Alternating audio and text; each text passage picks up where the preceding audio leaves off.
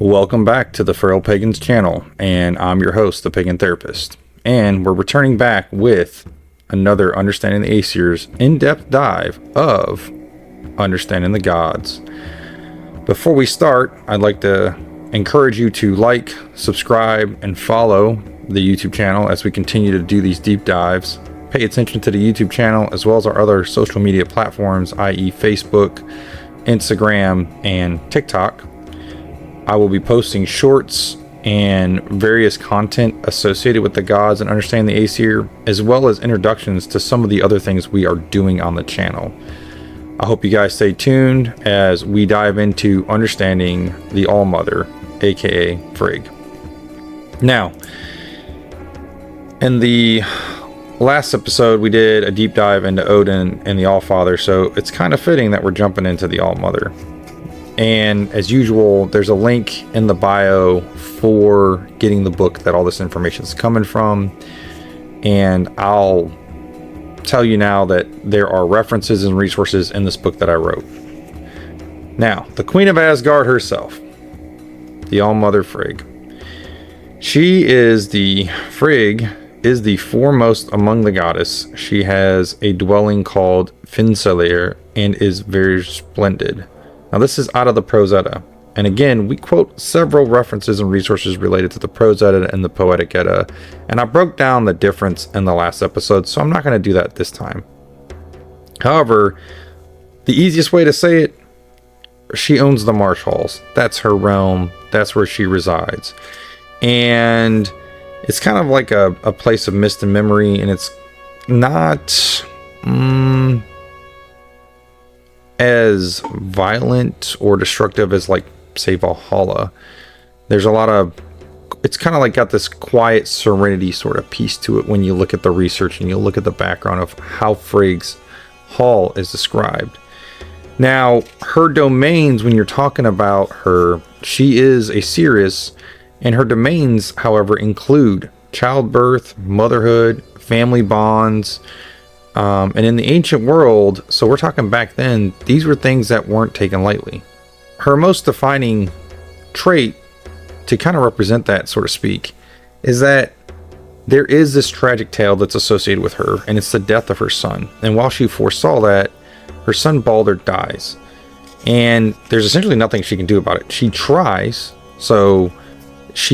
to go out and get everything to weep. However, prior to that, there's this thing in the story regarding the Prose Edda where, just a little excerpt from it, the mistletoe grew neither on the earth nor in the sky, and so Frigg had overlooked it. And what they're talking about in this Prose Edda is that Frigg actually goes out, and because she foresaw Baldur's death, an attempt to prevent said death, she goes out into the Nine Realms and ask that no harm be placed upon her son Baldur, and completely overlooks the mistletoe. And so when you look at Yule and you wonder why there's a mistletoe regarding that and why people do what they do, this is essentially associated with that particular ideology. Now, Frigg and Freyja are often compared.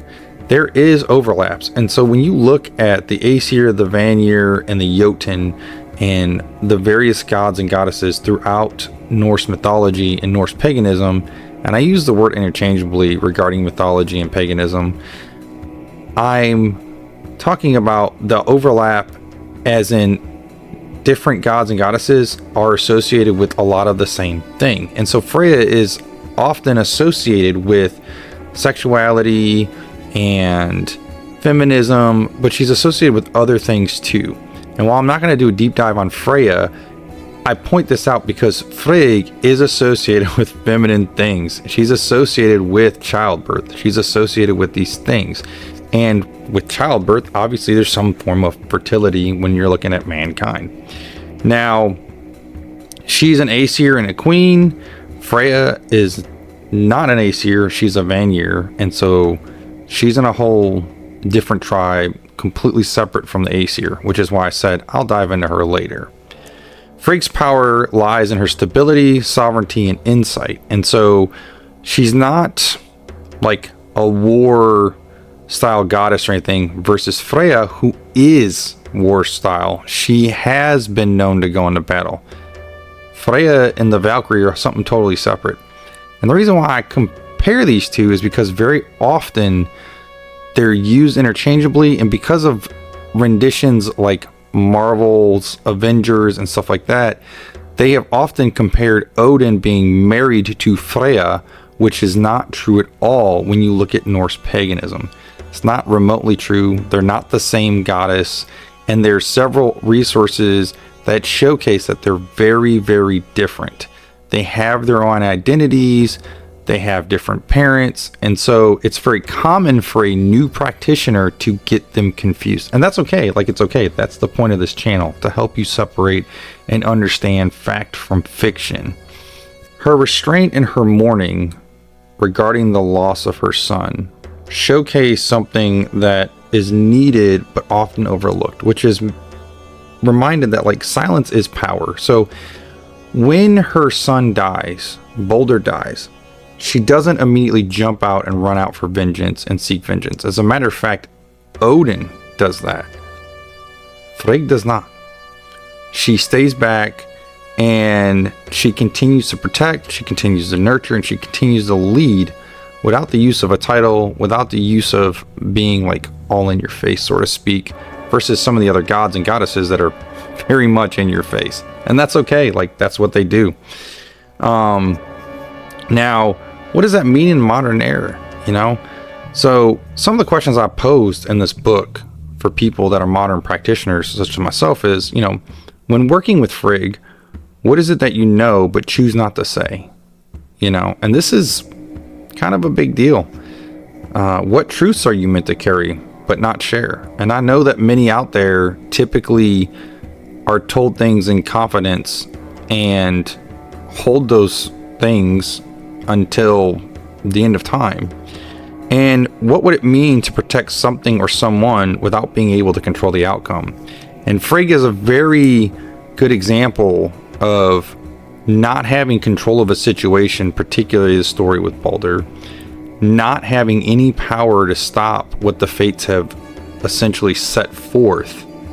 But instead of overreacting, she allows fate to take its course, mourn, and move forward.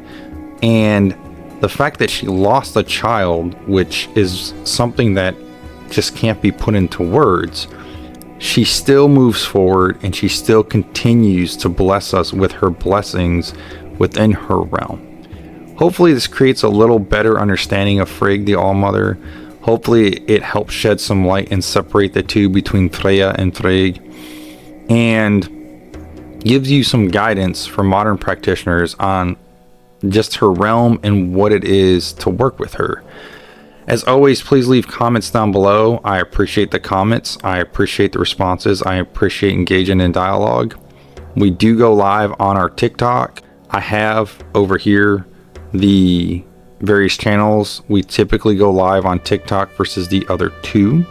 And so if you're looking to interact with us directly, and I say us, the Feral Flight Medic is also the co-host, and so while she's not present for this particular series, she will be present for other series on this YouTube channel. Please click like and subscribe, share, and I hope everybody has a wonderful week out there. Stay tuned for more content as we deep dive into more and more of the Aesir tribe. Pagan Therapist out, and then as always, stay feral.